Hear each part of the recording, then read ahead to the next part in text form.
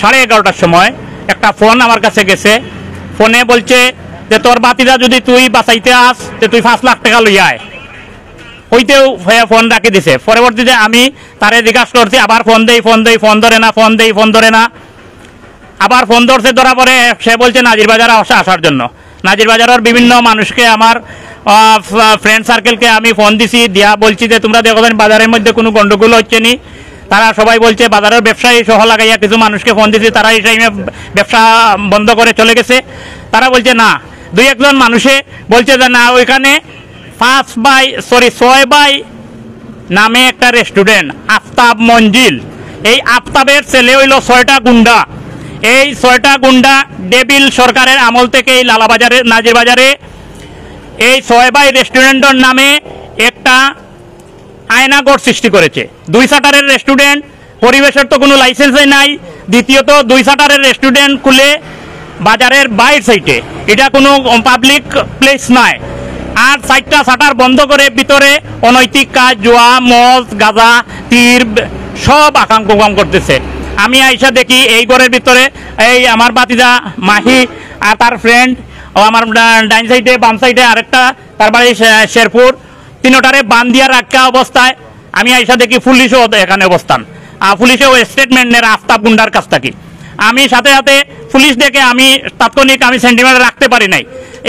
আমি উত্তেজিত হয়েছি আফতাবের বাদী যে পুলিশে মানুষ উদ্ধার করবে, পুলিশে মানুষের জানমাল রক্ষা করবে। এই জায়গাত আফতাবর নেতৃত্বে গুন্ডা রাখিয়া তার পিছন করে এদেরকে বান্ধিয়া কাপড় সুপড় খুলিয়া উলঙ্গ অবস্থায় রাখছে। অথচ কিছু এলাকার মানুষে এখানে বসা ছিল, কেউ এই আফতাব গুন্ডার বিরুদ্ধে কথা বলতে চায় না। আমি আইসা আফতাবর বাদী রাগ হয়েছি। এক পর্যায়ে পুলিশে আমাকে জিজ্ঞাসা করছে নাম, আমি নাম বলি না। আমি কই নাম দিয়ে কি করবেন? সে আপনার সামনে এদেরকে মারপিট করে এর মানিব্যাগ থেকে 70,000 টাকা, মোবাইল এইসব নিয়ে এখনো তার আয়না সেলের মধ্যে রাখছে। আর আপনারা এখন স্টেটমেন্ট নিছেন, আপনি চলে যান এখান থেকে। সাথে সাথে এই পুলিশ এখান থেকে বাইরে হয়েছে। এরপরে আমি আফতাবকে বলছি তোমার কোন গুন্ডা আছে বাইর করে দাও। এক গুন্ডা এখানে বাইর হয়ে নাই। এরপরে এলাকার বেশ মানুষজন আসছে, আসা পরে কেউ কোনো কথার মধ্যে এখানে শরীক হয় নাই। সেদিন আমরা রাত্রে প্রায় 11:30 থেকে 12টা এরকম হবে, আমি এবং আমার বন্ধুরা আমাকে বাড়িতে দিয়ে আসার জন্য আমাদের বাড়ির রাস্তার দিকে, গতকালকের আগের দিন রাতে।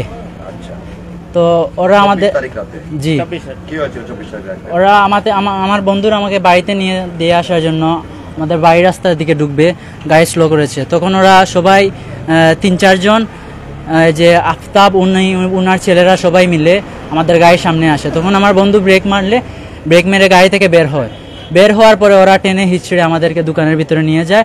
তারপরে বাইরে থেকে লোকটা দেখতে পারি না, কেউ একজন দোকানের শাটার বাইরের দিকে লাগিয়ে দিয়ে ফেলছে।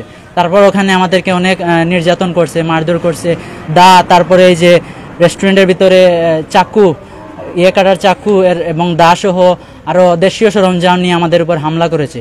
20 টাকা 25 টাকা করে এই নাজির বাজার থেকে সে চাঁদা উঠায়। এখানে তীরের বোর্ড দেয়, জোয়ার বোর্ড দেয়, নারী ব্যবসা করে। বর্ডার থেকে সে চুরির মোটরসাইকেল নিয়ে এখানে বিক্রি করে।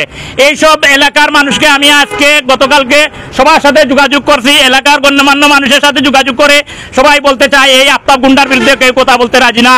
এই বাজারে অনেক ব্যবসায়ীও আফতাব গুন্ডার বিরুদ্ধে কথা বলতে রাজি না। সে বলে নাকি গুলিয়া খাইয়া ফেলবে। আমি এখন প্রশাসনের কাছে মামলা এজাহার দাখিল করেছি। প্রশাসনও, আমি মনে হয় প্রশাসনেও এই আফতাব গুন্ডার কাছ থেকে প্রতি মাসে মাসুয়ারা নেয়।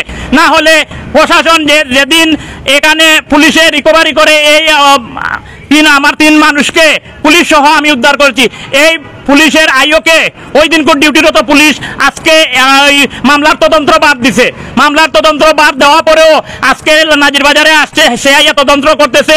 কি ধরনের কি কথাবার্তা বলে, কথাবার্তার কোনো ল্যাঙ্গুয়েজের মিল নাই, প্রশাসনিক কোনো অ্যাকশনের কোনো ইয়ে নাই। আজকে সন্ধ্যাবারে থানাতে যাওয়া হচ্ছে, ওসি বলতেছে এমনে না হেমনে বিভিন্ন ধরনের বাহানা করতেছে।